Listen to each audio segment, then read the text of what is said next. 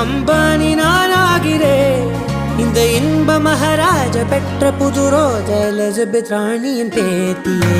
தாயே தாயே மகளன வந்தாய், தந்தை சிந்தை நலமுற வந்தாய். நீயே லோகம் என்று ஆனாய் பெண்ணே, என்னை ஆளும் தெய்வம் நீதான் கண்ணே. பெற்றது நானா இல்லை உன் மகனே நானம்மா. தாயே தாயே மகளன வந்தாய், தந்தை சிந்தை நலமுற வந்தாய்.